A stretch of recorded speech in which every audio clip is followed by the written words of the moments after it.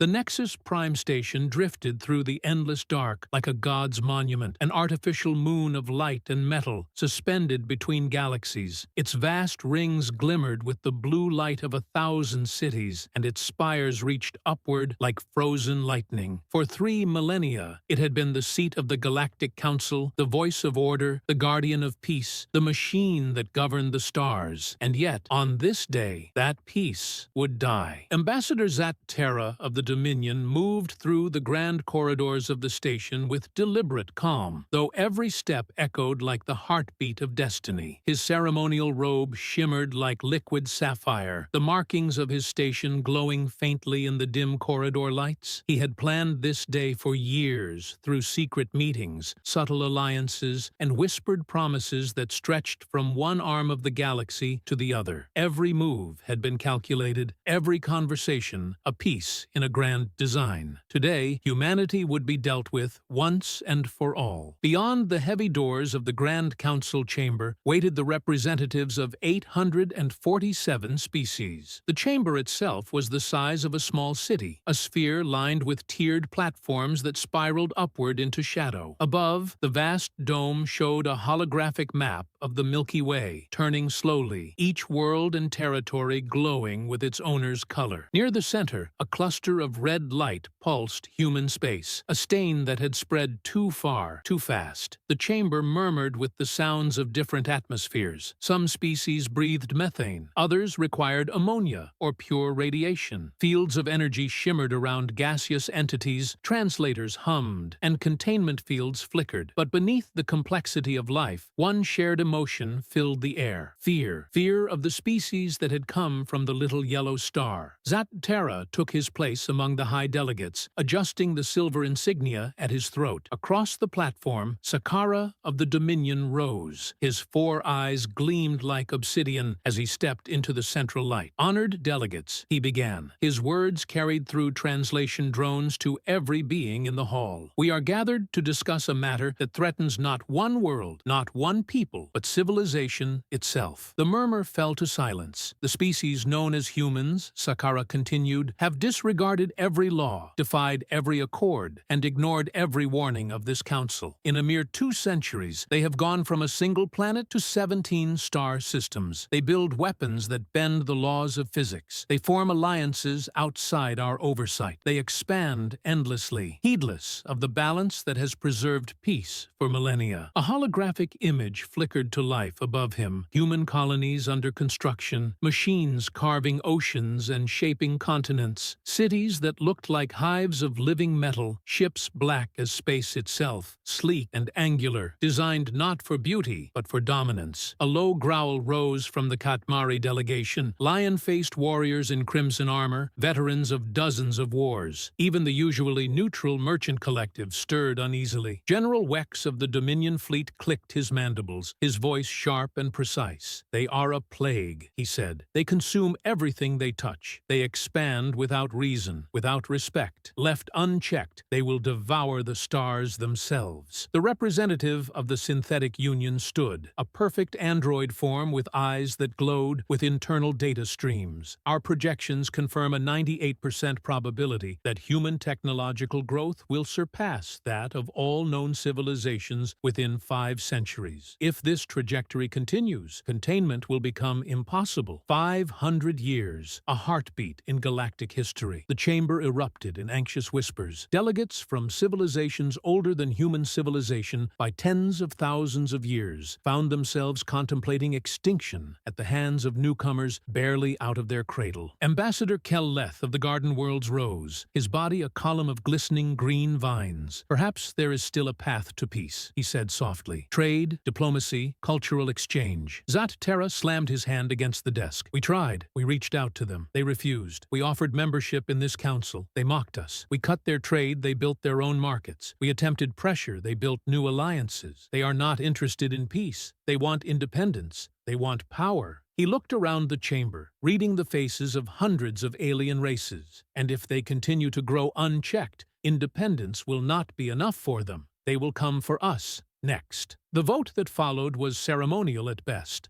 Zat Terra's work had been done long ago. Promises had been exchanged. debts created, alliances secured. When the results flashed across the central display, it was almost anticlimactic. 47 votes in favor, 0 opposed, 0 abstentions. The Council had spoken. Humanity was declared a hostile power. Resolution 84 was passed. The human species would be neutralized by force. A month later, the largest fleet in galactic history assembled at the edge of the Sol system. 10,000 warships from 47 civilizations stretched across the void like a metallic storm.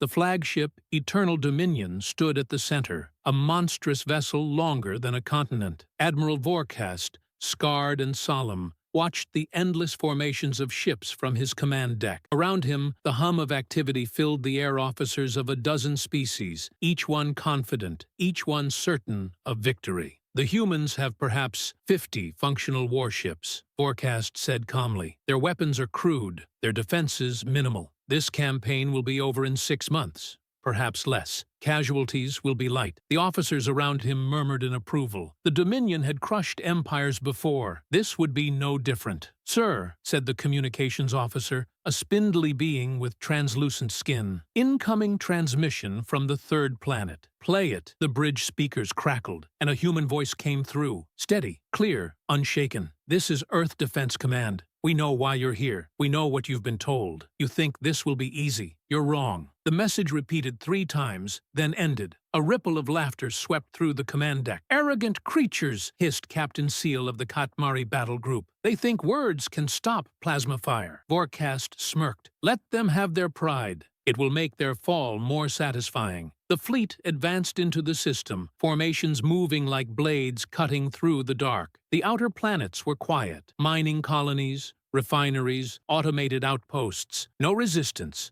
no fleets.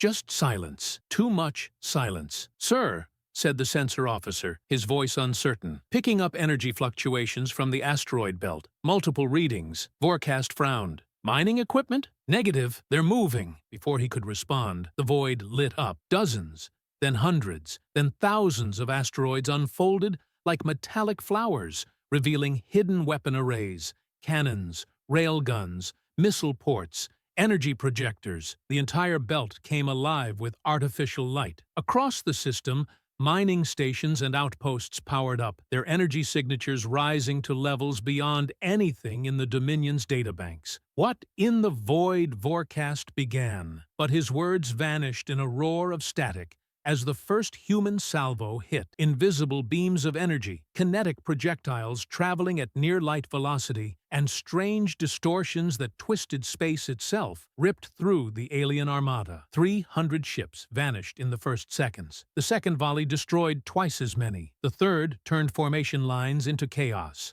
Evasive maneuvers. Vorkast screamed, "Return fire! Target the platforms!" But it was too late. The humans had turned the Sol system into a fortress. Every asteroid, every station, every rock was part of a vast integrated defense grid. The aliens were not invading a system they had walked into a trap, centuries in the making. The Admiral stared at the tactical display in disbelief. They were waiting for us. And then the real horror began. From behind the inner planets, from the shadows of moons and the dark sides of orbiting stations, the human fleet emerged. Black warships gliding through space like predators. No ornamentation, no symbols, just function and purpose. They moved in perfect synchronization, as if guided by a single mind. At the head of the fleet was the UNS Indomitable, commanded by Captain Sarah Chen. Her dark eyes reflected the tactical screens that showed the enemy fleet. 10,000 ships of every known design. She stood at the center of her bridge, calm as a still ocean. "Targets locked," reported her tactical officer. "Fire." Every ship in the human formation opened fire at once. Beams of coherent plasma and rail slugs accelerated by magnetic fields beyond known limits sliced through the alien lines. Each impact ignited new suns across the void. Alien cruisers disintegrated. Battleships broke apart like glass. Even the mighty carriers of the Dominion collapsed under the barrage. Within minutes, thousands of vessels were burning. Vorkast's voice cracked over the comms. "All units, regroup, defensive positions, static." The communication lines disintegrated, as human interference fields blanketed the system. The aliens couldn't even coordinate a retreat. The void turned into a graveyard of metal and fire. From her command chair, Captain Chen gave her next order without emotion. Activate second wave. Across the human fleet, hidden drone swarms detached from carriers, millions of autonomous craft.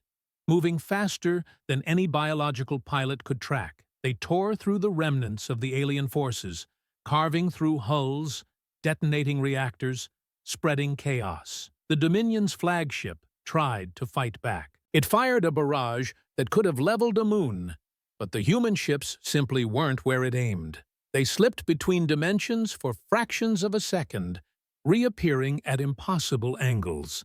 When they fired, the Dominion's armor melted in silence. Forecast stood at the center of his collapsing bridge, staring into the light of his ship's own destruction. "Impossible," he whispered. They were primitives. The eternal Dominion vanished in a silent explosion of light. Hours later, the Sol system was quiet again. 10,000 ships had come to conquer Earth. None would leave. Captain Chen stood before the viewport of the Indomitable, watching debris drift like ashes through the stars. All enemy signals neutralized, her officer reported. She didn't smile. "Send the message," she said simply. A single transmission left the Sol system, echoing across the galactic network. "You came to end us. You only ended yourselves." Back on Nexus Prime, the Galactic Council descended into chaos. Reports arrived piecemeal, then not at all. Fleets gone, commanders dead, systems silent. Ambassador Zat Terra watched in disbelief as the red zone marking human space began to expand again, slowly at first, then faster, spreading like blood through the veins of the galaxy. The realization came too late. The war had already been lost before it began. Humanity had not only survived, they had planned for this day since first contact. Every insult, every rejection, every threat had only made them stronger. And as the Council's lights dimmed one by one, a new power rose from the ashes, silent, relentless, unstoppable: humanity.